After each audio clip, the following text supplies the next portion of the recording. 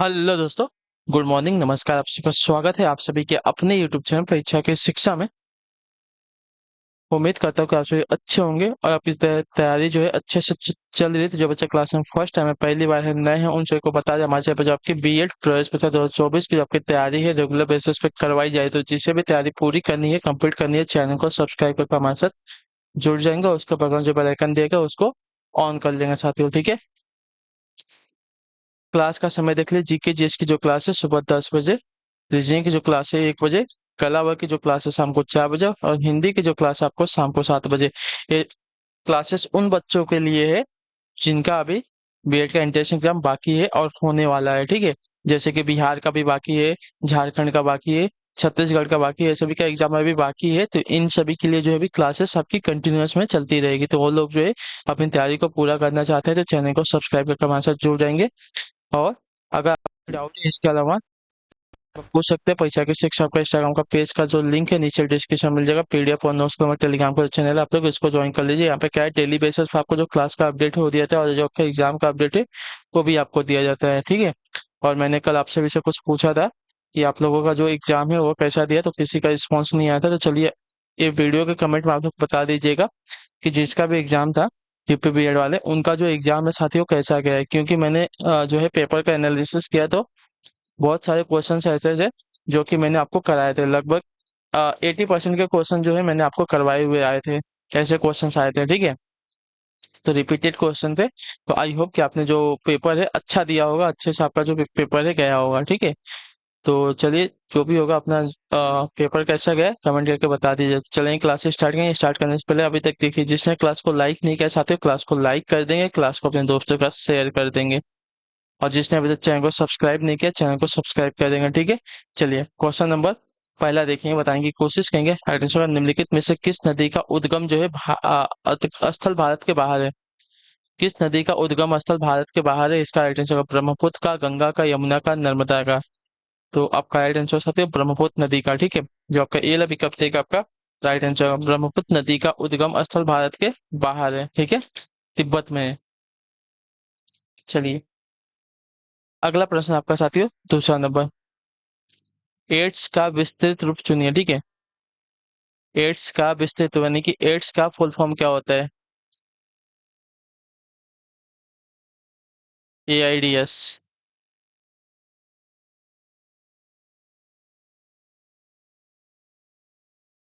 तो इसका full form आपका होता है साथियों एक्वायर्ड इम्यूनो डेफिशिएंसी सिंड्रोम, ठीक है। जो आपका दिया गया यहाँ पे सी ऑप्शन आपका एड्स का विस्तृत रूप आपका हो जाएगा एक्वायर्ड इम्यूनो डेफिशिएंसी सिंड्रोम।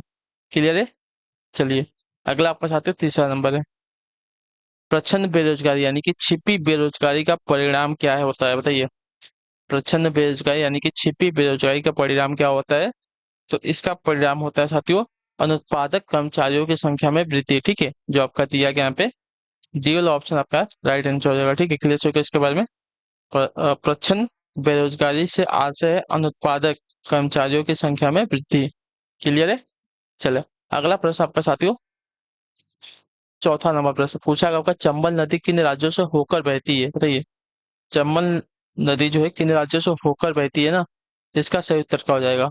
तो इसका राइट आंसर आपका हो जाएगा option number C, Uttar Pradesh, Madhya Pradesh और राजस्थान से होकर बहती है, ठीक है। चंबल नदी जो है उत्तर प्रदेश, मध्य प्रदेश और राजस्थान से होकर बहती है। अगला क्वेश्चन आपका है पांचवा नंबर प्रश्न, क्या देगा। वह इतालवी यात्री जिसने विजयनगर साम्राज्य का अत्यंत प्रशंसात्मक विस्तृत वर्णन किया है कौन है, बताइए। वह इतालवी यात्री जिसने विजयनगर साम्राज्य का अत्यंत प्रशंसात्मक विस्तृत वर्णन किया है कौन है वह। तो वह आपका है साथियों निकोलो कोंटी, ठीक है। जो आपका दिया गया यहाँ पे बी ऑप्शन आपका सही उत्तर है, ठीक है। जिस हिसाब से आपका पेपर आया था, पेपर इतना इजी था कि आपने अगर अच्छे से तैयारी की होगी तो आपकी जो सीट है ना आराम से आपको मिल जाएगी। गवर्नमेंट सीट जो है वो अभी आप आराम से अचीव कर सकते हैं, ठीक है। क्योंकि पेपर बहुत ही इजी आया था आप सभी का, यूपी बीएड वालों का पेपर बहुत ही इजी था, ठीक है। तो इतालवी यात्री जिसने विजयनगर साम्राज्य का अत्यंत प्रशंसात्मक विस्तृत वर्णन किया है वह कौन है। तो आपका है साथियों निकोलो कोंटी। जो आपका बी ऑप्शन देगा आपका राइट आंसर। अगला है आपका छठा नंबर प्रश्न, क्या देगा। ध्वनि मापक इकाई को कहते हैं क्या, बताइए। ध्वनि मापक इकाई को क्या कहते हैं, देखिए ध्वनि मापक इकाई को कहा जाता है डेसिबल। ध्वनि मापने की इकाई होती है आपकी डेसिबल में मापी जाती है, ठीक है। तो आपका जो डी वाला ऑप्शन दिया गया है साथियों, इसका सही उत्तर होगा। अगला प्रश्न आपका साथियों 7वां नंबर है। हरित गृह प्रभाव किस गैस के अधिक मात्रा में होने से बढ़ता है, बताइए। हरित गृह प्रभाव जो है किस गैस के अधिक मात्रा में होने से बढ़ता है। तो ये आपका बढ़ता है साथियों कार्बन डाइऑक्साइड की, जो आपका ए वाला ऑप्शन देगा आपका राइट आंसर होगा साथियों, ठीक है।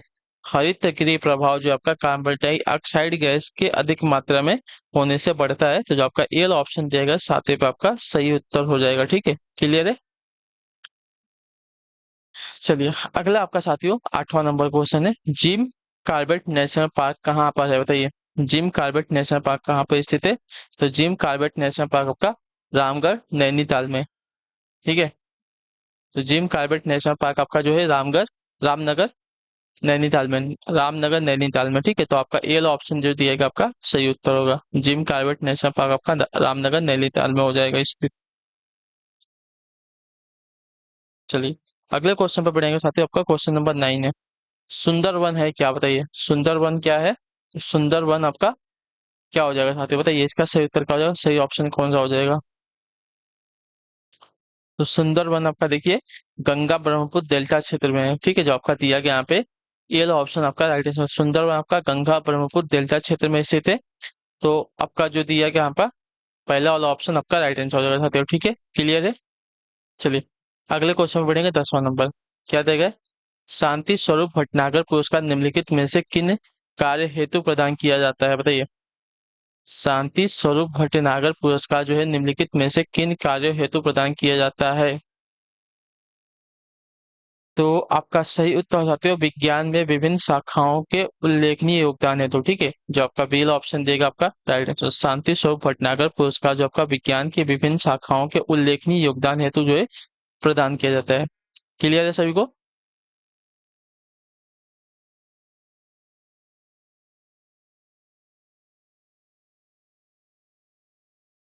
शांति स्वरूप भटनागर पुरस्कार आपका विज्ञान की विभिन्न शाखाओं के उल्लेखनीय योगदान के लिए दिया जाता है। अगला क्वेश्चन आपका 11 नंबर। क्या देगा। स्वतंत्रता के बाद रियासतों के एकीकरण में सबसे महत्वपूर्ण भूमिका किसके द्वारा निभाई गई थी, बताइए। स्वतंत्रता के बाद रियासतों के एकीकरण में सबसे महत्वपूर्ण भूमिका किसके द्वारा निभाई गई थी। तो आपका राइट आंसर यहाँ पे हो जाएगा साथियों सरदार वल्लभ भाई पटेल के द्वारा। जो आपका ए ऑप्शन देगा आपका सही उत्तर होगा, ठीक है। स्वतंत्रता के बाद रियासतों के एकीकरण में सबसे महत्वपूर्ण भूमिका आपकी सरदार वल्लभ भाई पटेल के द्वारा निभाई गई थी। चलिए अगला प्रश्न आपका 12 नंबर प्रश्न। क्या देगा। चारुकुला नृत्य किस राज्य से संबंधित है, ये वाला क्वेश्चन आपको आया था। ये वाला जो क्वेश्चन आपका यूपी बीएड में आया था। चारुकुला नृत्य संबंधित है कहाँ से, देखिए चारुकुला नृत्य आपका संबंधित है साथियों उत्तर प्रदेश से, ठीक है। क्लियर है। तो जो आपका दिया गया यहाँ पे सी वाला ऑप्शन आपका चारुकुला नृत्य आपका उत्तर प्रदेश से संबंधित है, ठीक है। यह उत्तर प्रदेश की ब्रज भूमि में प्रचलित है, ठीक है। यह नृत्य स्त्री एवं पुरुषों दोनों द्वारा किया जाता है। इसके इसमें जो आपके नर्तक द्वारा सिर पर एक घड़ा उसके ऊपर जलता हुआ दीपक रखकर नृत्य किया जाता है। यह नृत्य होली के दिन या उसके अगले दिन जो है किया जाता है, ठीक है, चारुकुला नृत्य। चलिए अगला क्वेश्चन आपका साथियों 13 नंबर। हर्षवर्धन की राजधानी कहाँ थी। तो देखिए हर्षवर्धन की राजधानी की अगर बात की जाएगी तो आपका सही उत्तर हो जाता है कन्नौज थी, ठीक है। जो आपका सी ऑप्शन देगा आपका राइट आंसर होगा। हर्षवर्धन की राजधानी आपकी कन्नौज हो जाएगी। 14 नंबर प्रश्न आपका। बुद्ध ने अपना पहला उपदेश कहाँ दिया था, बताइए। बुद्ध ने अपना पहला उपदेश कहाँ दिया था। तो बुद्ध ने अपना पहला उपदेश जो आपका सारनाथ में दिया था। जो आपका ये ऑप्शन दिएगा साथियों 14 पे आपका राइट आंसर हो जाएगा। बुद्ध ने अपना पहला उपदेश सारनाथ में दिया है।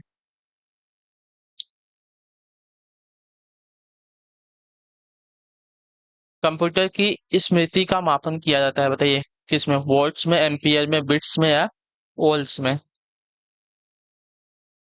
कंप्यूटर की स्मृति का मापन किया जाता है कैसे, तो देखिए कंप्यूटर की स्मृति का मापन किया जाता है तो बिट्स के द्वारा, ठीक है।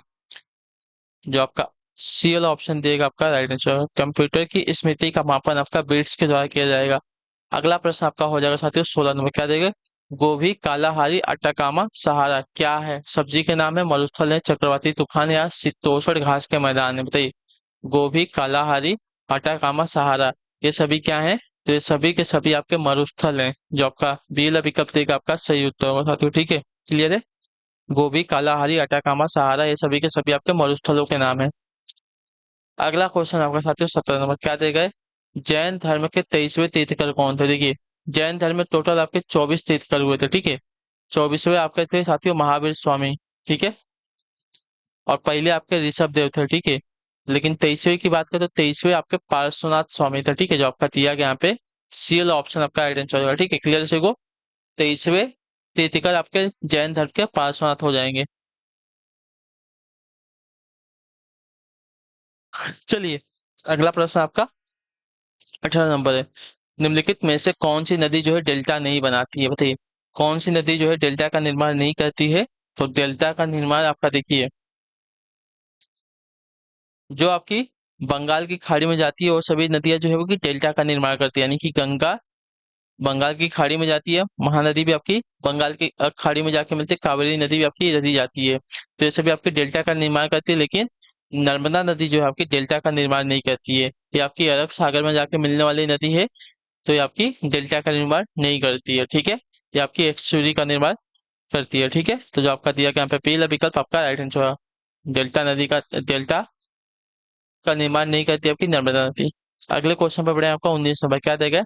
किस पंचवर्षीय योजना के बाद अनवरत योजना यानी कि रोलिंग प्लान को लागू किया गया था? बताइए, किस पंचवर्षीय योजना के बाद अनवरत योजना यानी कि रोलिंग प्लान को जो है लागू किया गया था? तो पांचवी पंचवर्षीय योजना जो आपका दिया गया यहाँ पे बी ऑप्शन आपका सही उत्तर हो जाएगा, ठीक है। पांचवी पंचवर्षीय योजना के बाद आपका अनवरत योजना को लागू किया गया था, तो पी वाला ऑप्शन जो दिया गया है आपका राइट आंसर। अगला है आपका 20 नंबर, बताएं की कोशिश करेंगे राइट आंसर क्या हो जाएगा। कौन सा कर जो है समाज के गरीब श्रेणी के समुदाय पर बोझ बनता है? बताइए, प्रत्यक्ष कर, अप्रत्यक्ष कर, प्रत्यक्ष कर तथा अप्रत्यक्ष कर दोनों, या तो कोई भी नहीं।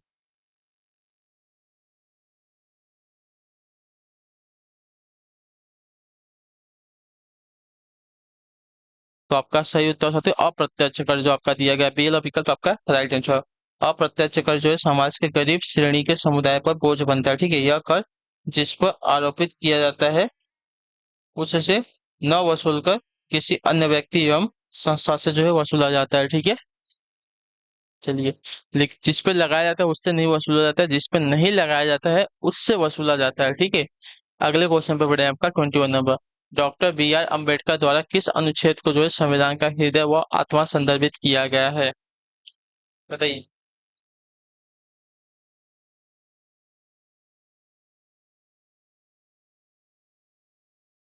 तो अनुच्छेद 32 को, जिसमें संवैधानिक उपचारों का अधिकार दिया गया है ना, बी वाला विकल्प आपका राइट आंसर, ठीक है। डॉक्टर बी आर अम्बेडकर ने अनुच्छेद 32 को जो है संविधान का हृदय एवं आत्मा संदर्भित किया है। इसे जो है संवैधानिक उपचारों का अधिकार भी कहा जाता है, ठीक है। यह अनुच्छेद जो है सर्वोच्च न्यायालय को 5 प्रकार की रीटें जारी करने का अधिकार देता है, ठीक है।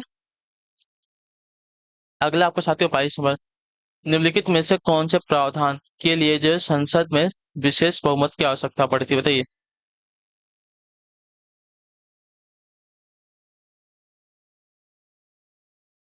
तो मौलिक अधिकारों में परिवर्तन के लिए, ठीक है।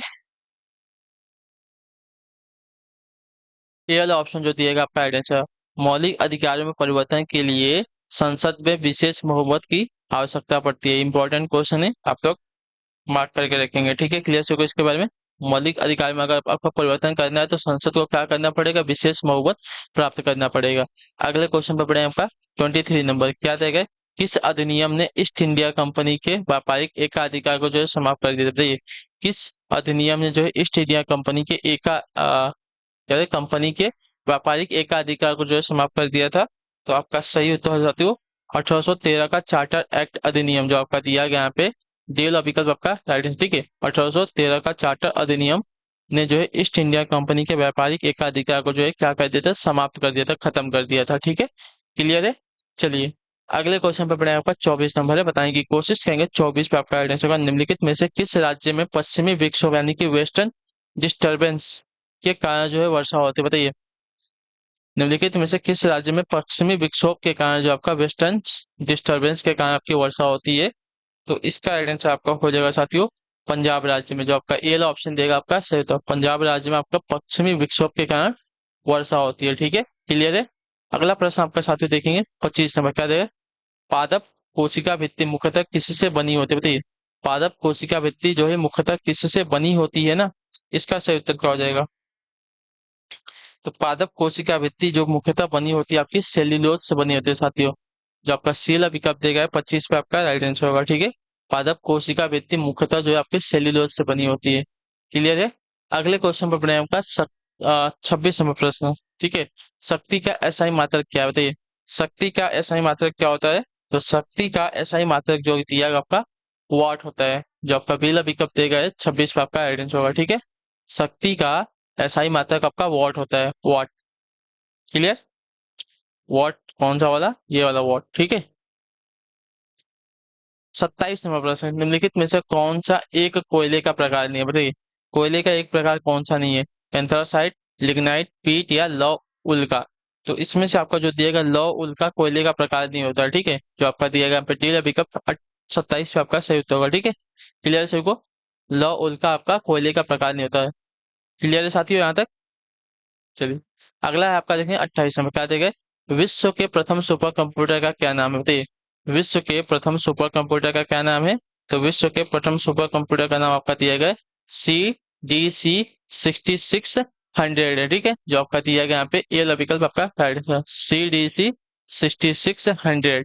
ठीक है, तो जो आपका दिया गया यहाँ पे ए वाला विकल्प आपका सही उत्तर है। विश्व के प्रथम सुपर कंप्यूटर का नाम आपका ऑप्शन नंबर ए CDC 6600 हो जाएगा। ठीक है, चलिए अगला आपका 20 नंबर, कोहरा बादल कुहासा रिक्त स्थान के कारण किसके उदाहरण बताइए।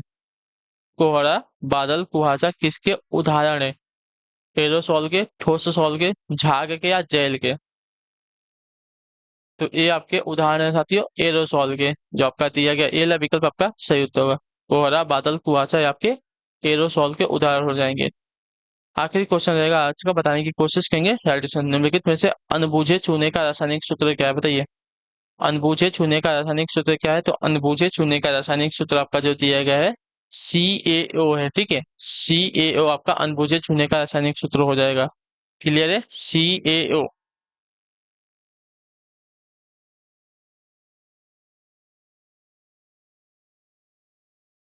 ठीक है, तो अनबुझे चूने का रासायनिक सूत्र आपका CaO। चलिए, तो इसी के साथ आपकी जो क्लास है कंप्लीट होती है जीके जीएस की। आई होप कि आपको जो क्लास है अच्छी लगी है।